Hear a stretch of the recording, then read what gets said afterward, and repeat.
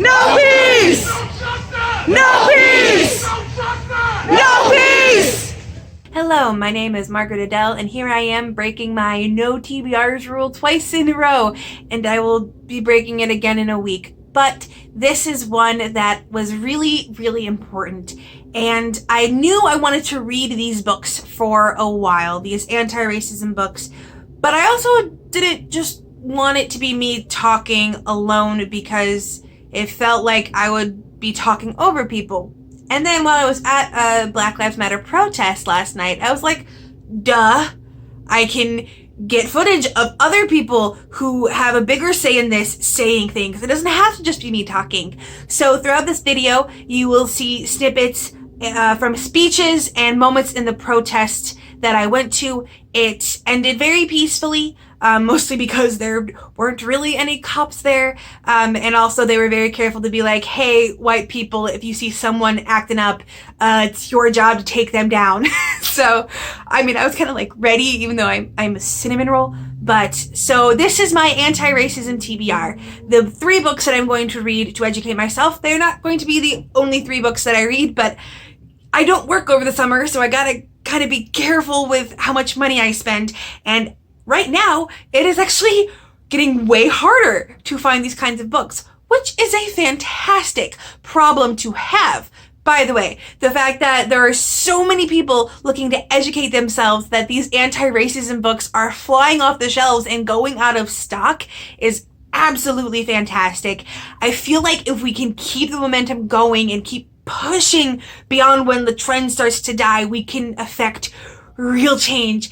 And okay, I'm gonna get too poetic, so let's just get down to what books am I reading? Martin Luther King had a dream. He had a dream! It was a dream that was deeply rooted in the American dream. I'm having a nightmare, and all I want to do is wake up. He had a dream! He had a dream that one day, on the red hills of Georgia, the sons of former slaves and the former slave owners would be able to sit down together at the table of brotherhood. In my nightmare, Atlanta is definitely red, but only red from the flames of the fires that burn as the tensions get worse with no initiative from our leaders.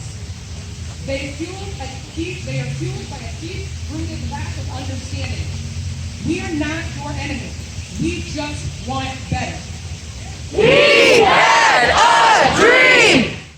First up is White Rage by Carol Anderson. I've seen this pop up a lot around. I think there are a couple like readathons or buddy reads for it, but this is basically a history of Black people trying to move forward in the world and white people getting angry about it from, I believe, like the Civil War or the end of the Civil War till now. And again, I wouldn't consider myself a very rageful person, but I am fully willing to admit that there might be like things in my subconscious that have been put there by a system that doesn't want Black people to move forward. And that's why we're reading these books, to root those out and to see. I fully expect to be made heinously uncomfortable by these books, and that's to be expected, I think, but this is low-key a journey I've made before, but I will talk about that a little more in the end. Whenever I'm away, I always anticipate getting back home after I've been gone for so long. And I come back home to a country that still refuses to treat my people like we are not a part of this country. And then everything that we have done, all of our contributions, have somehow miraculously disappeared. And that our voice and our lives do not matter, when it is in fact the opposite. Our lives are just equally as important as your lives are.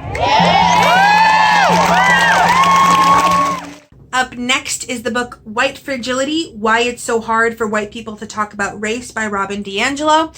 I do not currently have this with me. I ordered it. And yes, I ordered all these books from Thrift Books, but in my defense, that was before they did the whole capital ACT activism and low-key tone policed people with that MLK quote. And again, you can't really find these books anywhere else, so at this point, these will probably end up being the last books I buy from them. until they majorly change some things. But regardless, this book is very similar to White Rage in that it is talking about the inherent problems that white people pose to black movements, only whereas the White Rage one was about rage, hence the title, this one is about fragility, hence the title.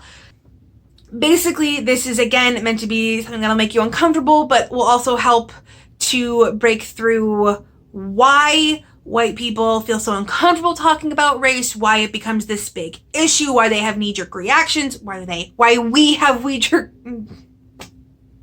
I can't talk.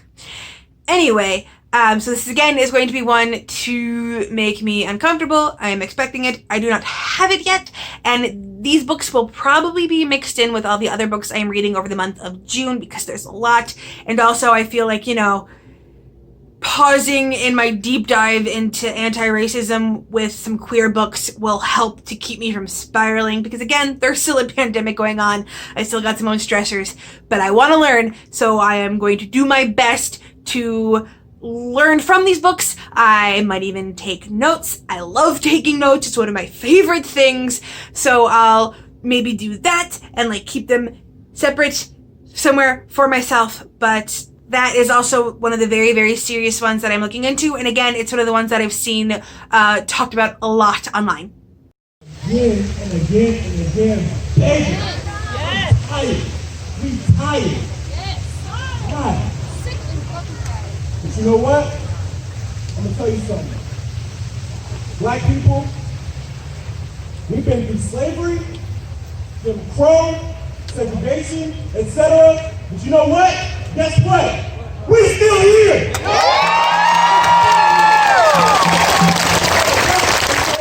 The last book is called How to Be Less Stupid About Race, on Racism, White Supremacy, and the Racial Divide.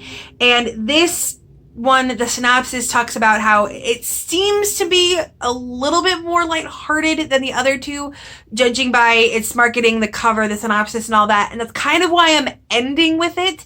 I figure let's do the hard learning, the deep dive first, and then have the more lighthearted one at the end after we've done the work. Can't have your dessert until you've eaten your veggies type of thing. This one doesn't prove to be entirely lighthearted, I don't think. There are still a lot of things about misconceptions and stereotypes going into it, but I feel like if I read the other two first, if I deep dive into things like White Rage and White Fragility and tackle things in my own brain that might be there without my knowledge because of the system we live in, then I'll be more prepared for this book. And again, I'll end on a general lighter note, hopefully. Or, after I read this book, I'll just go read more queer books for pride. That's also an option. I am trying to honor both things right now. So if anyone knows of any kind of queer/Black Lives Matter-esque book, let me know, because that would be a great way to marry both of the things I'm looking for right now. What I want to tell y'all today, take time. If you know your cousin, your uncle, and I'm telling you right now, I'm talking to all my white folks in the building.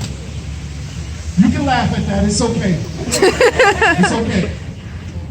I want y'all, when you see somebody doing an injustice to somebody, I don't care who it is, but especially if you see them doing an injustice to some person of color, speak up.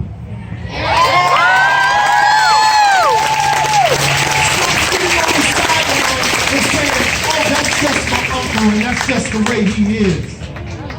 Tell him he is wrong.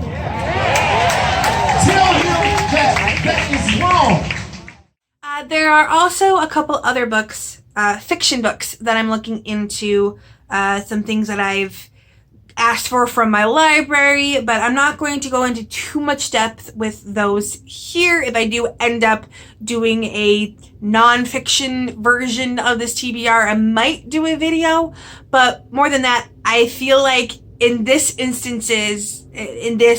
scenario, we gotta give up the fiction books for right now. The fiction books are great, and I've heard fantastic things about The Hate You Give and a bunch of other things, but right now, we need serious change moving forward. We need to think in depth, and of course I am talking about white people here. I would not presume to talk for the Black community. But we need to get uncomfortable. We need to get anxious. We need to get very introspective and look at ourselves. And you're not going to do that in a fiction book, which is why I've low-key not really been paying attention to anyone when they talk about like, oh, read these teen YA books to be not racist or whatever. And it's like, no, I will definitely support Black authors, but like, this is not how you educate yourself. Educate yourself and also support Black authors. Breathe. I can't breathe. I can't breathe. I can't breathe. I can't breathe. I can't breathe. I can't breathe. I can't breathe. But I mentioned before that I have made this journey once before. And that's why I am hopeful that I can make it again. Because Margaret circa 2010 to 2011 was a homophobe. Major. I cannot think about the things that I used to think or say back then without revulsion. It was bad. And I have come such a gigantically long way since then. My family has come such a gigantically long way since then. And I am hopeful that I can repeat that experience with the queer community again with the Black community. And I'm not starting as far behind as I started that journey, because like I've already got a lot of things down at this point. I'm already going to the protests. I'm already, getting involved. This is now just the nitty-gritty finer details. So I'm starting a new journey, or I guess getting serious about the journey I've been on, and I'm way farther ahead than that journey. So I'm really hopeful about it. I'm also really in love with this sign because it's so pretty, and it's definitely going up in my house, and anyone that comes into my house talking about why I'm getting political will get, I don't know, I'm still a cinnamon roll, but I will think of something harsh. Regardless, I am super nervous, anxious, /excited, /ready to work. I don't want to stop caring about this when the hashtag dies down. I have mentioned it before, but I am a foster parent, so children of any color could be walking into my house. I have a Black child in my house right now. This is why this is very pertinent to my life, even more so in just the, white people shouldn't be dicks sense. Like, I need to know at a micro level how my actions are coming across, because I do have and could have in the future Black people in my house. So I'm getting really excited, but I am going to let past me from the day of the protest close this one out for me. So I am done for the most part with the protest. Things are winding down, and I'm kind of hanging out here while I wait for my husband to come pick me up, and kind of chilling out and thinking about things while, there's a busy street behind me. And I'm feeling that kind of, I've been around people for a while tired, mostly because I don't leave the house a lot anymore usually, so it doesn't really happen a lot. But I'm happy with what we're doing. I also have a cool new sign, which is going to go up in the house somewhere at some point. I just don't really know where yet. I gotta get it framed too, but I've been thinking about things, and I want to kind of catch my thoughts while I'm sitting here, trying not to get weird looks from people walking by. But I am really glad actually that my books aren't here yet, that they won't be here for a while. Mostly because I think if I had gotten the books quickly and I read them quickly, and it would be easier to move on. Whereas the fact that I have to wait, and it could be a couple weeks, and then I'm going to read them once I get them, it kind of forces me to keep it in my thoughts. Like, I am definitely doing an let's get uncomfortable video about the books. Definitely. Because that's one of the things we talked about tonight was, this can't be something that dies when the hashtag dies. This can't be something that stops being a factor when it stops being trendy. So I'm going to work on that. I'm going to chill out, bring my brain back down before my husband comes to pick me up, and we go home to take care of the littles. I think you've probably already seen my sign. I decided to do this video while at the protest, so it has been filmed all out of order. I hope I made some kind of sense of it at some point, but thank you so much for watching. If you have any other books you would like to suggest, please link those in the comments below. And with nothing else to say, I hope you have a wonderful day and a marvelous tomorrow.